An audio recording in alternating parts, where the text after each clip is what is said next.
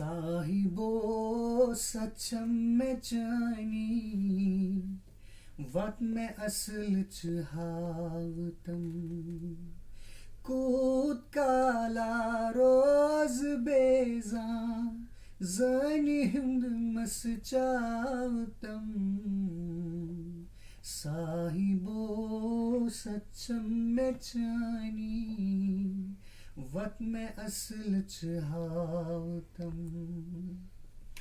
Welcome to DSCJ Home Classes. This is actually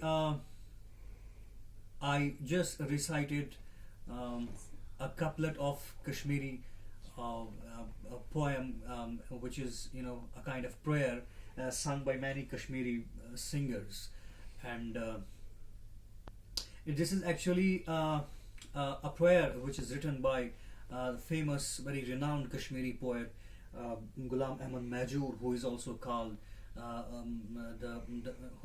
Shair Kashmir, the poet of Kashmir. Whenever you go to school, every day in the morning assembly, you make certain pleas to God, and you want many things. Everybody wants one thing or the other thing, so many things, blend of things, and for that he or she wishes or he or she makes plea to God, and everybody wishes the dreams or the wishes get fulfilled by God. So today we are going to study about a poem which is originally written in Kashmiri by G.A.Mehjoor, and the couplet of the opening couplet of which I sung to you, I recited to you. It is actually we are going to study the translated version of it, which was translated by Professor G.R. Malik, who was very renowned Kashmiri writer, and he was, you can say, a famous Kashmiri critic of English literature. He has written so many books. One of his famous books is Iqbal and the Romantics, where he had made comparisons between Dr. Allama Iqbal and the romantic poets of English literature.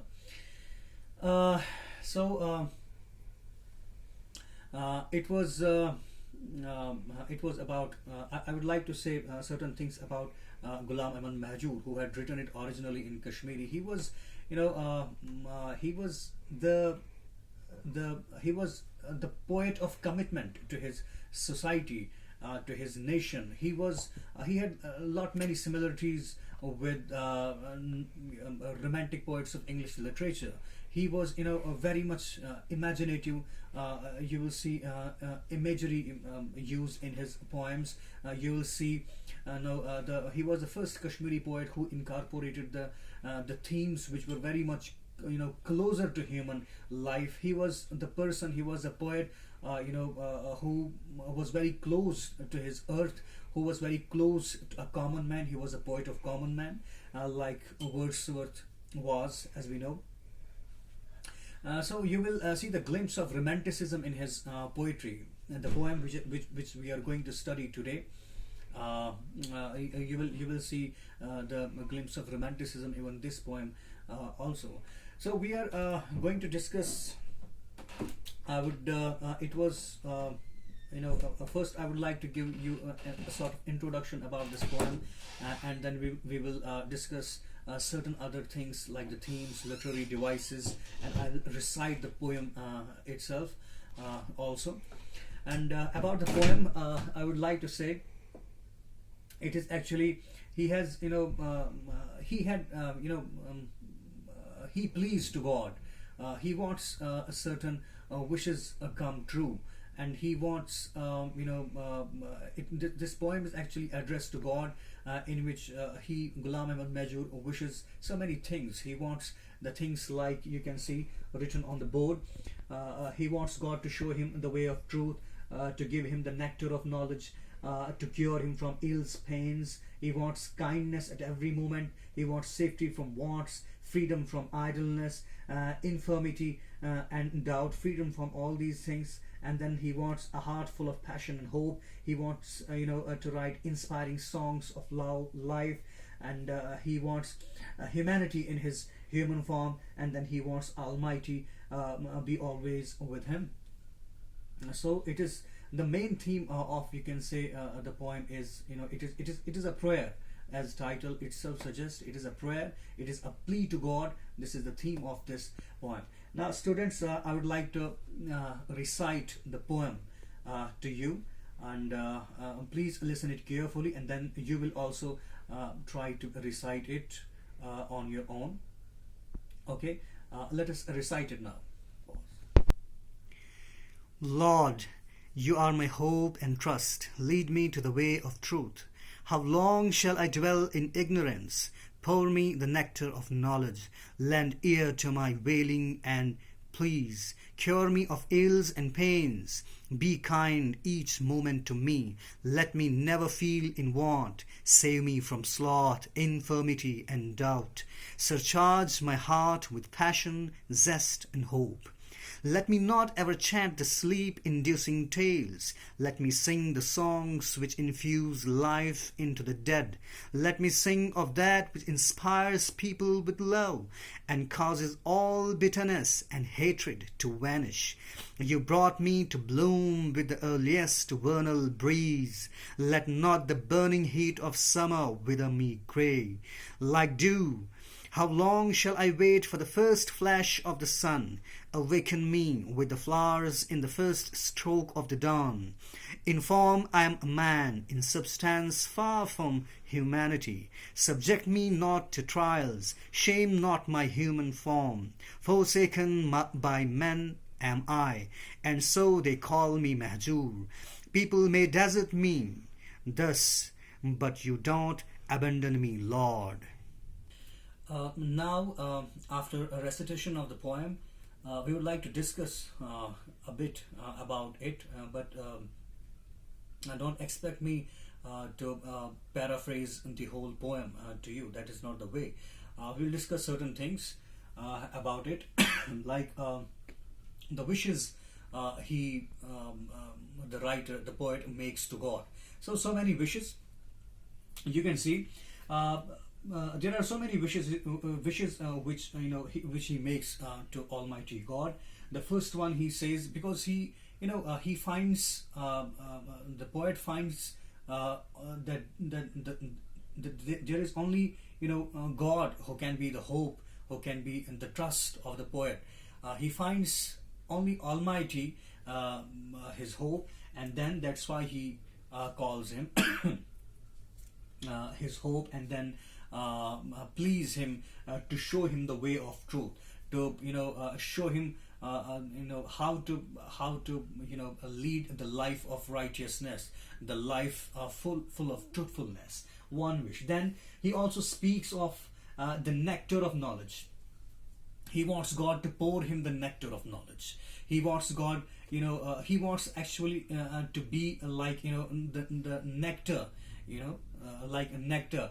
You can see the nectar is the sweetness in the flower, the sweet fluid in the flower, due to which all those insects, bees, and everything come around the flower. And that's why, because there is something in that flower, he wants to be like that flower, so that the whole world comes to him, so that like you can say Dr. Iqbal in his prayer, you might have read that, and you might be reciting it or singing it in your morning assemblies. Lappe aati hai dua ban ke tamanna meri. And this is actually the similar thing is you can find there.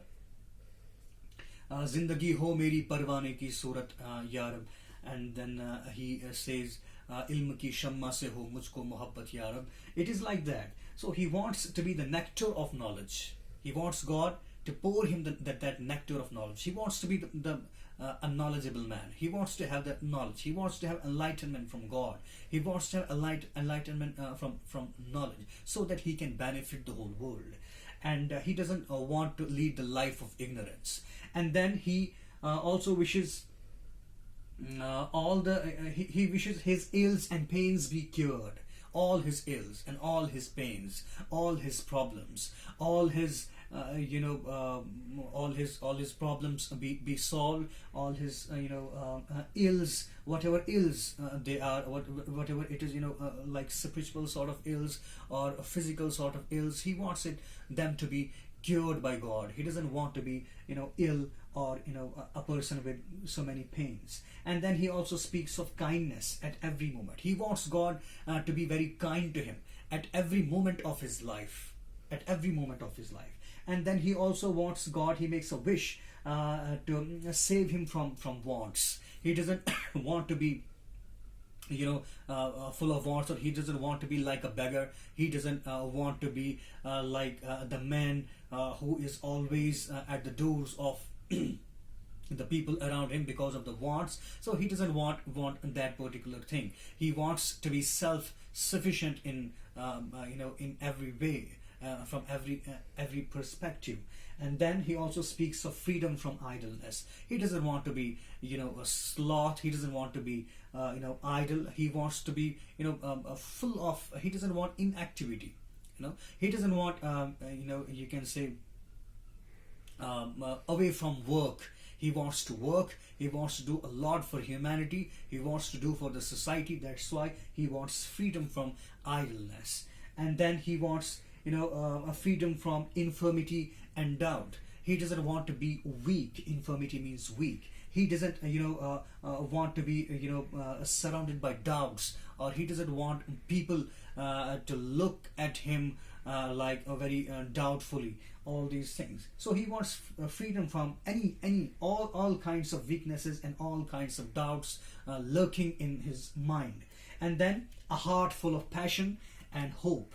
A heart full of passion and hope. He wants God to give him a heart full of passion, hope, enthusiasm, so that if there is enthusiasm, if there is passion in your heart, and nobody can stop you from being very active in your life. Nobody can stop you from doing the things, from benefiting the world.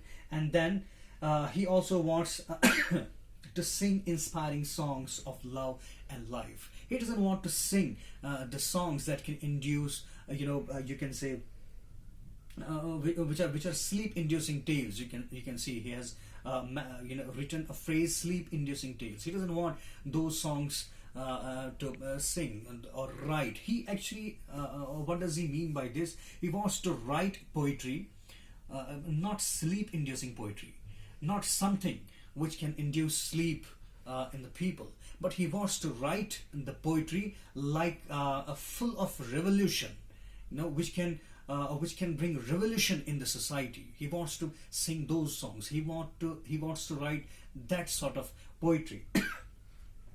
And songs of love, inspiring songs of love, which can vanish the hatred among the people. The world is full of hatred. The world is full of troubles and turmoils. He wants to banish all these things. He wants to sing such songs which are full of love, which can induce, which can impart love into the hearts of people, and which can make people very sympathetic towards other people. And then humanity in his human form. He wants humanity in his human form. He doesn't find that substance of humanity in human form. He mentions it that he is a human by form, but he lacks that humanity, which makes a man a human being. So he wants that humanity. He doesn't want to be without humanity. And he wants at last, he wants Almighty be always with him. He wants Almighty be always with him. He wants, he doesn't want to be deserted by Almighty. He mentions it that if he is deserted by people, no matter, it doesn't make any difference. But he doesn't want to be forsaken. He doesn't want to be dejected by God. He wants Almighty God to be always with him. So these were certain wishes which he makes.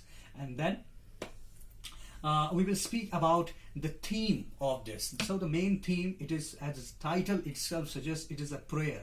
It is a plea to God, which we just discussed. This is the theme. This is what he wants to say in this poem. and then we're going to discuss literary devices in this poem. So for me, these literary devices have been used in the poem. Simile has been used, metaphors have been used, imagery is there, and then anaphora is there. So I will show you from the text. All these literary devices, where have been these literary devices used in the text. So far as the metaphor is concerned, you can see in the very first line, lead me to the way of truth. You can see the metaphor here, the life of, he wants to have the life full of truthfulness. Then, how long shall I dwell in ignorance? So the life of ignorance. Okay, this is another metaphor. And then he wants God to pour, he says, pour me the nectar of knowledge. He compares here the knowledge with nectar. He wants to be nectar, and he wants to have that nectar. He wants to have that knowledge. He wants to be like that flower full of nectar, which is surrounded by every insect or bee and the whole world. He wants to be surrounded by the whole world, so that the whole world be benefited by him. So these are certain comparisons. And then moving to another line, we can see here, see here like when he says, you brought me to bloom with the earliest vernal breeze. So you brought me to bloom. There is another metaphor, because the state of the opening to a higher perfection as a person is being compared to the blooming of a flower. This is another metaphor. And then you can see certain other similes have been a simile has been used here, like dew. How long shall I wait for the first flash of the sun? So he compares himself with dew. As you know, that simile is an indirect comparison, which is made by using the words like and as, and then metaphor is a direct comparison, which we have seen in the above lines. So like dew, so he says like dew, how long shall I wait for the first flash of the sun? So he wants to rise like that dew, which rises with the first flash of the sun. So he wants that light from God, and he wants to rise above everything else, like the dew, which rises with the first flash of the sun. And then in the following line, awaken me with the flowers in the first stroke of the dawn. Here another simile is used. He compares himself with the flowers. It is in the sense, awaken me like the flowers. The word like has not been used here, but it gives the sense of the same. So he wants to be like those flowers in the first stroke of the sun, which awaken in the first stroke of the dawn. First stroke of the dawn. So he wants to be like that flower which blooms with the first stroke of the dawn. Another simile here. So certain other poetic devices have been used here, like there is anaphora. Anaphora means the repetition of words, or you can say the phrases in the consecutive lines. Okay, which starts with the repeated words. The lines which start, consecutive lines that start with the repeated words or repeated phrases, like we have here. Let me not ever. The second line, let me sing. The third line, let me sing. So same phrases have been used. The three lines start with the same phrases. So this is anaphora. This is called anaphora. So then there is imagery. Okay, there is imagery. You can see he creates the image of blooming. He creates the image of flowers, and then he creates the image of that dawn. He creates the image of that first flash of the sun. All these images come to your mind when you go through these lines. So these were about literary devices used. Now I want to tell you the meaning of certain words from the poem, which will help you in understanding this poem. The first one is Mehjoor, the writer itself. Mehjoor means forsaken. It means dejected, forsaken, abandoned.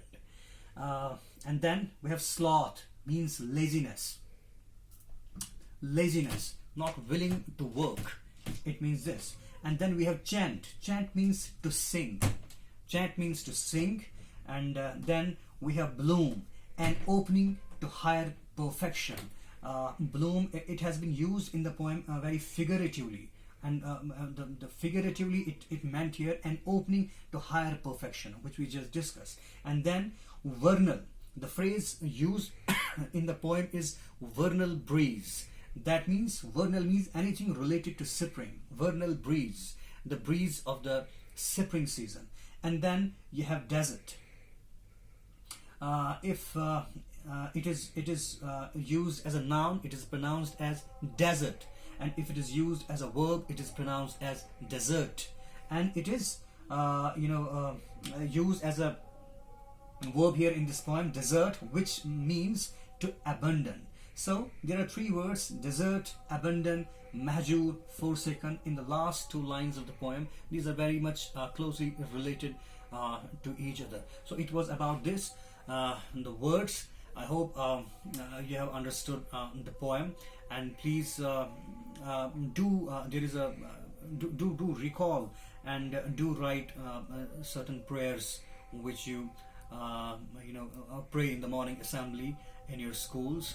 And when I was a child, or when I used to go to schools, we used to recite a prayer, and that is Dr. Iqbal's "Lappe aati hai dua banke tamanna meri." And I hope you have read it, and please read it, please write it. You can read, or you can write, or you can recall any other prayer also which you do in your morning assemblies or anywhere else. Thank you very much.